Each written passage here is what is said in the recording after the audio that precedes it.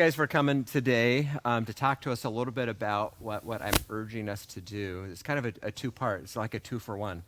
Because we're going to have an elder spouse retreat in a couple of weeks, and I want what you're going to share today to be a message to them. And then in the series that we're starting in the new year, which is called Rooted, part of what we want to talk to people about in the end of the Rooted series is the stewardship of service and what it means to serve. And so I've told you guys this. I know you don't like it when I say this, but you're like my poster children, my poster people for two things. One is for people coming into the faith and really coming into it, and then soon thereafter serving, because you guys have done both really well. So let's start with this. Tell everyone who you are, and when you came to Journey, how you got here. Start there. So I'm Cheryl. We've been at Journey about 3 years now, right? We came just before COVID hit. Right before COVID. Right before COVID hit. And we had kind of been searching for a church. We knew we wanted our kids to grow up in the church, but we hadn't grown up in the church necessarily. So we had been going to one of his coworkers' churches. Okay. And it just didn't... In this area? Or? It was far. It was off the Carefree and 7th or something like that. Okay. Yeah. And it just wasn't the right fit. And again, a different coworker happened to post a funny video from Journey Church that popped up on my Facebook feed. And the new year was just about ready to come, and I told Scott, like, we need to try this church. Yep. And so it was at the new year? So we came It was just after the year of COVID? The 2019. Yeah. Wow, that was right before COVID. Yeah. Okay.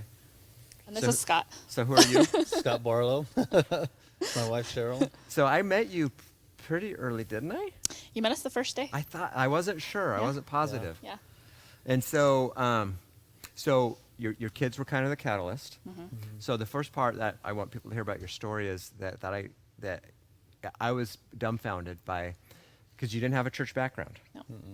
As kids or adults, and then you came and you just like jumped into not really the deep end, Right. but you didn't dip your toes. No. Why'd you do that? What happened? We talked when we got married, and we both were kind of on the same page. We were both believers. We knew there was obviously a God, and we believed in the story of Jesus, and we really wanted to learn more about it, because I really I had little bits and pieces of the Bible. Okay. I wanted to put it together, and most importantly, thinking about the future, I wanted to give my kids what I didn't have, which is I had so many questions. I feel bad for our first group that we joined, because we asked so many. So many We questions. call them dumb questions, but everyone said they loved our questions. But I've had, and even now, I've still got so many questions, and I don't want our kids to have the same questions we have at I was This late in life. 35 when we came to this church, and I'm still asking questions. Yeah. So I really Well, just so you feel okay about it, I'm still asking questions. Right. Okay. I think that's one of the coolest things about a relationship with Jesus, is because it's a relationship. Mm-hmm. We can ask questions, and we don't have to feel like they're stupid questions. And even answers that we have, questions that we have answers to, sometimes we might go, because it's faith. Yeah. So you guys jumped in, started attending church not pretty regularly. Yeah. Yeah. Only when you have that cool camping thing that you Yeah. do. I Yeah. guess, yeah. Occasionally. And so you got into a group right away, and I do remember those conversations, not necessarily the ones you had in group, but that you were asking questions, and then there was a transition here at church, pastoral transition. One of the pastors left, and you were in a group with that person, David, and David left, and then you guys went, oh, we'll do it. Yeah. Why would now put yourself in the shoes of, you guys are above average, in my opinion. Thank you. The average person that's not just dipped their toe, but that's swimming around in the pool. Why would you say, well, lead it when you feel like you don't know all the answers? Right. Yeah. We didn't have the answers, but But we still don't. We still don't. Yeah. well, it was. That's really where we grew, was in groups, and that's really where we got our questions answered. We did learn a lot, coming on Sundays, but Yeah, because I was getting my feelings hurt. I No, know. not at all. No, we didn't even Yeah. plan to plug groups, and you're plugging groups, so plug yeah. away. And I mean, like I said, we asked so many questions, and I didn't want to give that up because that was one of the main things keeping us at Journey, was being able to connect with our Journey group. And I just, once he said he was leaving, I think we both instantly saw the group splitting up. Yeah, you just see everybody's faces, and they kind of lost a little bit of hope, and it's like, no, we're not losing this. So, we kind of talked, and we're like, okay, we may not have all the answers, but we got to keep this group together. Yeah, and we have a good range of ages, and people new to the church and people who have been going their whole life. So we figured, we talked to everyone, and we all agreed we can learn a lot from each other. Because I mean, we weren't planning on leading a group for A while. 5 or 10 years. Yeah, it was in the far future. Yeah. And the cool thing about it too is because it is a group. The group, I think what's great about groups is that they're usually, well, there's the big member of the group is God's Spirit, the Holy Spirit. Mm-hmm. It usually gets corrected by the Holy Spirit. The group, I always say they're usually self-correcting. Mm-hmm. So even if there's a wacky answer, someone will usually go, well, doesn't the Bible say something about? And so groups can be trusted because the Holy Spirit can be trusted. So let's talk a little bit about, so there's that. You're such a good example of not jumping in like we don't have any scruples, so we're just going to follow anything. Right. It wasn't that at all, because that's not you guys at all. No. You guys are smart and all that stuff. So that's a good testament, is that you dove in and you keep diving in. Mm-hmm. But then soon thereafter, I can't remember when, because you served in children's ministry pretty quickly too, Yeah. for a season, right? Yeah. Why'd you do that? So again, jumping into small group, we had that connection with Ashley was in our group, and she was the director Okay. at the time. Okay. And it just took her reaching out to us and saying, hey, can you serve? And we're like, sure. And that's really all it took, was that. And, obviously we had kids of our own. So you kind of feel that little bit of like, oh, Yeah. if my kids are here, maybe I Yeah. should help out type thing as well. And so we each picked the room that our kids were in and served that way. So what would you say to people that are new, that are contemplating faith, but also contemplating serving? Was it hard? Was it easy? Did you regret it? Please Right. say no. No. No, we definitely didn't regret I it. think it was easy. I feel like he said, just that community part of it, slowly getting those connections with other people.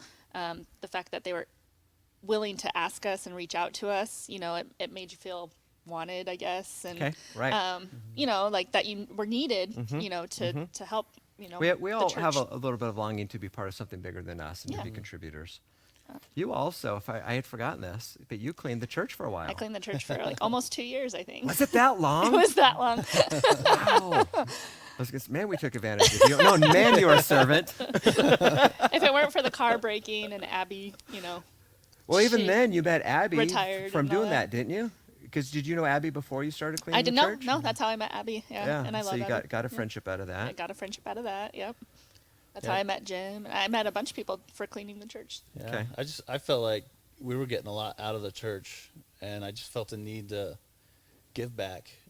And I felt like for the first thing was children's ministry for us, and it was a great opportunity to give back. We're learning. You guys were teaching us so much, and I was like, man, It was kind of like paying it forward. You just it's keep paying it going. forward. Yeah, like how can we repay the church for teaching us? I mean, you guys had your hands full because we were starting from the beginning. Well, and again, it was COVID years too. So like there was so many people out, and so What's the other thing? You stuck with it even. It would have been an easy exit.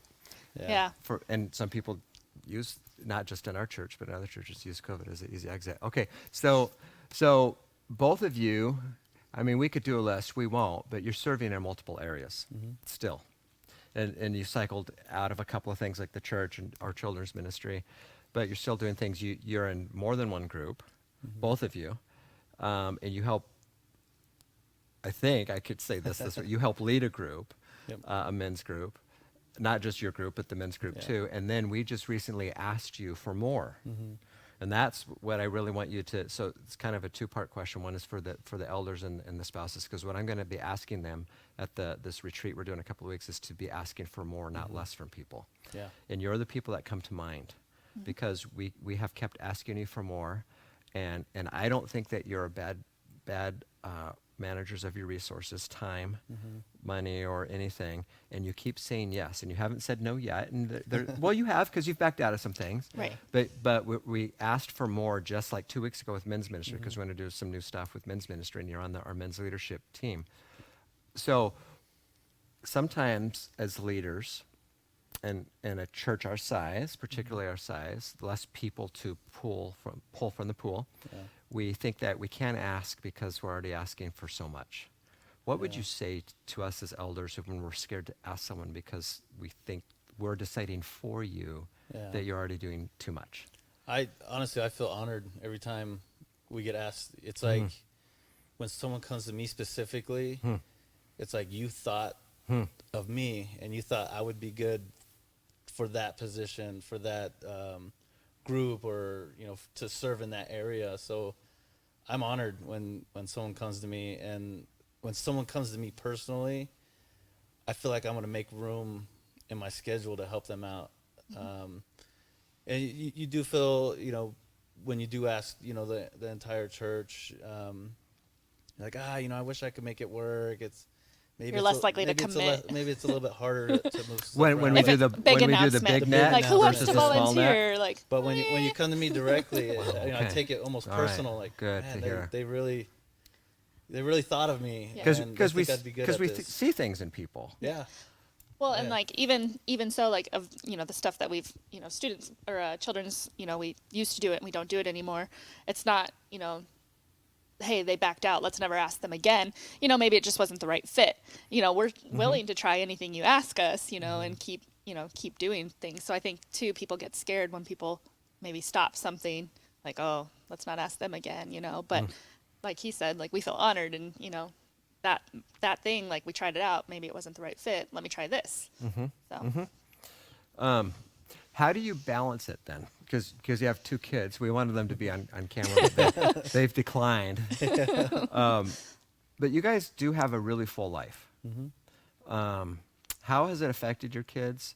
Some of the reasons I think people would ask a leader or ask someone is because of family and commitments, and those are important. How do you maintain balance? Well, I think I don't know. I think we kind of prioritize, being able to help the church, and the kids are involved in soccer, gymnastics, dance, Like sports. everyone's Yeah. kids are. Yeah, I work everyone- 50 hours a week, he works 40 plus hours a week. But we work around the church's schedule and the schedules of our groups, and when we do get asked to serve, you guys are pretty willing to work around schedules and stuff. But really, I think it's, we kind of prioritize and make this the priority. I mean, we're trying to learn how to be good Christians, and to our kids and our spouses, and it's a good example for our kids to see as well. So we want to show them, let's prioritize church, and then So your kids haven't suffered for it. No. You think they've profited Oh yeah, Oh, yeah. from it? for sure. Okay. yeah, I mean, our kids have learned so much going here. The other 2 weeks ago, I was talking to Landon, and I was like, "Hey, do you want to pray tonight?" And he's like, "No, I pray every night." I already did. Yeah. I was like, "Wow!" Like I didn't have to teach him that. He learned that from Just from example, from watching and being around it. From Well, being around and- it, being Wow, around us. nice. We asked them to pray at dinners and stuff, and They just got their cousins to talk their parents into going to church, because they're always talking to church yeah, they're with their preaching to cousins, friends. and so now the cousins are asking questions, and the parents are like, "All right, we got to go to church too," because I don't know how to answer these questions because they have the same background as us, and so they even got their cousins to start going to church. But I think that's part of contributing to us being so involved. And I mean, they see us come to church a lot, and whenever I leave on a Thursday to go to men's group, they ask where I'm going. and I mean they understand, and I think that's all part of it is really set an example for the kids. I think early on too, like with group and stuff, like what we learned from, jumping in and stuff was that like you are supposed to make it a priority, So I think, jumping into the church and learning that that's part of going to church, like we try Just to. the commitment. Yeah, is the commitment. So that's why. So your two audiences are the elders and the spouses, leaders, but it's also people in the church. So any other words that you'd want to share? Anything we missed about serving that as the theme to just regular church people or through to the leaders? I mean, for any of the churchgoers, if you're able to serve, ask one of the leaders where you can serve, because there's so many areas. We got stuff. I mean, we got spots. Yeah, we've got stuff, and I mean, just like us, we jumped in and we went with children's ministry, and it didn't work out for us, but there was other areas. Now we're in students. We're coaches for the students. Yeah, we didn't even mention that one. That's right. And that better suited us. We felt that was a better area for us to be. So don't think if something doesn't fit, you can't go somewhere Right. else, because there's so many different avenues you can go down, and And for it's the so rewarding too. Like, Yeah. I don't know, not that you do it to feel good about yourself, but it being a is- part of something bigger than you always feels. And I think for me, it's bigger. the community. It's meeting different people, in every different area. Yeah, like even in student ministry, some of the people, other coaches that now you're Yeah. friends with that you weren't friends with Or before. yeah, their coaches, or even the kids' parents. I'm like, oh, that's your mom. Okay. Yeah. Okay. Like, she's in my women's group, and then you put two and two together, and Yeah, and then you have a conversation starter, and yeah. yeah, and for the elders or leaders, don't be afraid to ask, because Yeah. I mean, we're still willing to help where we can, and I know there's a lot of people that are willing to help if they're asked. So Okay, cool. Well, I tell you guys frequently, every time I ask you to do something, how much I appreciate you, but I really do. yeah, I mean it when I call you my poster people, because you humble me and all the right reasons, because you remind me of a real hunger for faith that sometimes I forget to have, yeah. that I don't have the appetite that you guys have had, and then I have to say, what? I can have that too. Yeah. So there's that part, and then just that you're such an integral part of our church. So I love you guys, appreciate you. Thank you. Thanks for helping. Yeah. Yeah, Not just thanks. Love you guys too. overall, but even doing this today. It's just another example of the way you serve and love Jesus in the Yeah. church. So thank you. We're You're happy to welcome. do it, Thank you. yep. Yep. All right. That's that.